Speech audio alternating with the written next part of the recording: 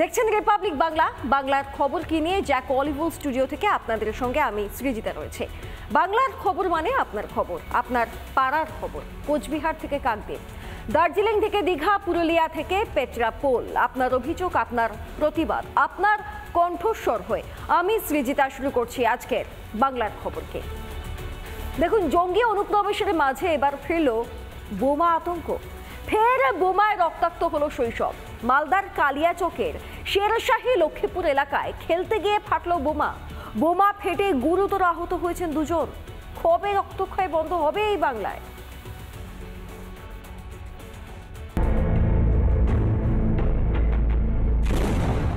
ফের বাংলায় রক্তাক্ত শৈশব। মালদহের কালিয়াচকে বোমা বিস্ফোরণ। বল ভেবে খেলতে গিয়ে রক্ত ঝরল দুই নাবালকের। গুরুতর জখম অবস্থায় মালদা মেডিকেল কলেজে চিকিৎসাধীন ওই দুই শিশু। বাংলায় যেন খোলামখুচি হয়ে গিয়েছে গুলি বোমা। সুরক্ষিত নয় শৈশবও। বল ভেবে খেলতে গিয়ে দুই নাবালকের আহত হওয়ার ঘটনায় তীব্র ক্ষোভ স্থানীয়দের। একটা 7 বছর, একটা 9 বছর, বাচ্চাদের দুটো মানকে এখান থেকে পা গোটা নেই। তো বাচ্চাদেরকে কোথায় রাখবে? বাচ্চা তো ঘরে রাখবে না, কিছু তো রাখবে। ছোট বাচ্চা তো খেলবেই। বাংলায় বল ভেবে খেলতে গিয়ে বিস্ফোরণ এই নতুন নয়। এর আগেও বহুবার বল বোমায় রক্তাক্ত হয়েছে বহু শৈশব। 22 অক্টোবর 2024 মালদা শহর, জখম 6 বছরের এক শিশু। 25 জুলাই 2024 নদিয়ার চাপড়ায় গুরুতর জখম 9 বছরের এক বালক। 13 ডিসেম্বর 2023 ডোমকল, জখম 2 শিশু। 22 নভেম্বর 2023 ফারাক্কা মুর্শিদাবাদ অঙ্গনওয়াড়ি কেন্দ্রে আহত 3 শিশু। 2 আগস্ট 2023 শামশেরগঞ্জ মুর্শিদাবাদ গুরুতর জখম এক শিশু। 17 জুলাই 2023 মুর্শিদাবাদের দৌলতাবাদে গুরুতর জখম 3 শিশু। বাংলায় সুরক্ষিত নয় শৈশবও। বারুদের স্তূপের ওপর অবস্থান করছে বাংলা। রাজ্যের শাসক দলকে তীব্র কটাক্ষ বিরোধীদের। পাল্টা সাফাই দিতে গিয়ে গরুর রচনা শাসক দলের। প্রতিদিনই প্রায় কোথাও না কোথাও মালদা জেলায় অস্ত্র, বোমা এগুলো মজুদ, সেগুলো বেরিয়ে আসছে। এটা কিন্তু তৃণমূলের বা শাসক দলের ছত্রছায়া ছাড়া এটা সম্ভব না। তাদের প্রত্যক্ষ বা পরোক্ষ মদত ছাড়া এইভাবে বোমা, অস্ত্র পশ্চিমবঙ্গে ঢুকে যাবে, এটা কোনো মতে সম্ভব না। আনাগোনাটা বেড়ে গেছে, আর এটা পুলিশ দেখছে, কে ইনভলভ না আছে অ্যাকশন হবে। এর আগেও বাংলায় রক্তাক্ত হয়েছে শৈশব। তারপরেও কেন যথাযোগ্য ব্যবস্থা নেয় না পুলিশ? লোকালয়ে গড়ে উঠছে জঙ্গি ডেরা, তৈরি হচ্ছে বোমা। কোনো খবরই থাকে না পুলিশের কাছে, নাকি হাত গুটিয়ে প্রচ্ছন্ন মদত? কালিয়াচকের মতো ঘটনা বিরোধীদের এই প্রশ্নগুলিরই বারবার প্রাসঙ্গিক করে দিচ্ছে। রিপাবলিক বাংলা। আর এই মুহূর্তে বিস্ফোরক তথ্য আপনাদের সামনে তুলে ধরবো।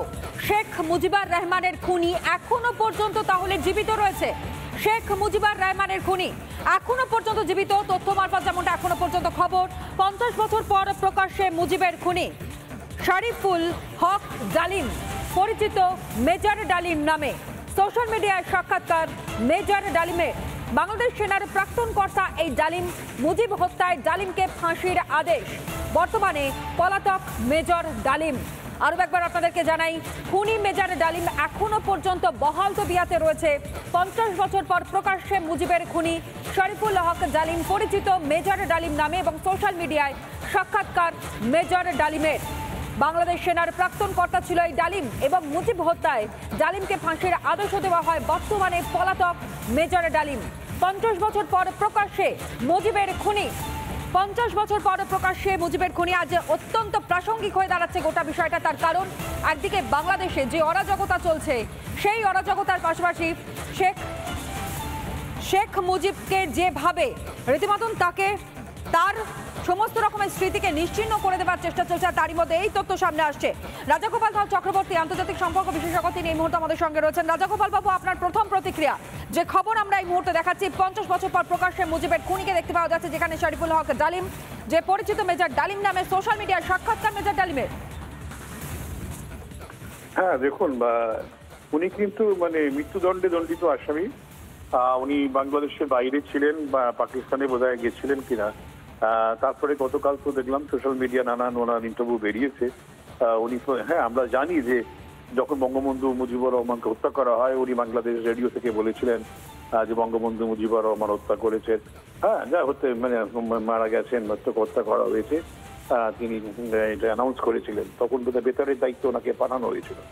এই মানুষটা যখন দেখুন বাংলাদেশে যাকে মৃত্যুদণ্ডপ্রাপ্ত আসামি তাকে নিয়ে এসে সোশ্যাল মিডিয়ায় বলছে, আর যিনি শান্তির কথা বলছিলেন আমাদের যিনি চিন্ময় মহাপ্রভু, তাকে কিন্তু জেলে রেখে দিয়ে হ্যাঁ তারা রাখছে। বোঝাই যাচ্ছে যে বাংলাদেশে কিসের শাসন চলছে।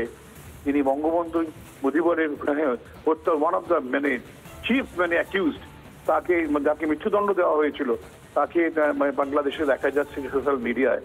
এটা বোঝা যাচ্ছে যে বাংলাদেশ কি করতে চাইছে। ওরা শেখ হাসিনাকে ক্ষমতাচ্যুত করা, যদি আমি একটু প্রেক্ষাপটটা পরপর সাজাই, শেখ হাসিনাকে পদচ্যুত করা এবং তার পাশাপাশি আওয়ামী লীগকে যেভাবে হেনস্থা করা, অর্থাৎ কর্মী সমর্থকদের হেনস্থা করা, তৃতীয়ত মোহাম্মদ ইউনূসকে নিয়ে এসে অন্তর্বর্তীকালীন সরকারের উপদেষ্টা মণ্ডলীর প্রধান হিসেবে বসানো, পরবর্তী সময়ে বিএনপি এবং জামাতরা যেভাবে মাথাচাড়া দিয়ে উঠেছে, বঙ্গবন্ধুর যা কিছু ভাস্কর্য ছিল, তার যা কিছু অবদান ছিল সবটা মুছে ভুলিয়ে দেওয়ার চেষ্টা, তারই মধ্যে তার খুনির সোশ্যাল মিডিয়া যে বক্তব্য, অর্থাৎ এই সমস্ত বিষয়ের প্রেক্ষাপটে দাঁড়িয়ে কিছু কি আন্দাজ করা সম্ভব হচ্ছে কি হতে চলেছে বাংলাদেশে?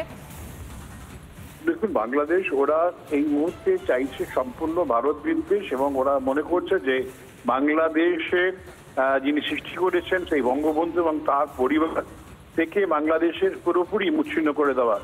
বঙ্গবন্ধুর নাম করা বেশ কিছু ইনস্টিটিউশনের নাম ওরা পাল্টাচ্ছে এবং যার খুনিকেও নিয়ে এসে হাজির করছে। বোঝাই যাচ্ছে যে বঙ্গবন্ধু বা দেশটা যিনি সৃষ্টি করলেন তার হত্যাকারীকে তারা যদি এইভাবে পর্দার সামনে নিয়ে আসে, বোঝাই যাচ্ছে যে তারা আওয়ামী লীগকে কতটা ভয় পেয়েছেন এবং সম্পূর্ণ মুছে দিয়ে ওরা ভাবছে যে একটা উগ্র মৌলবাদী শাসন তৈরি করবেন।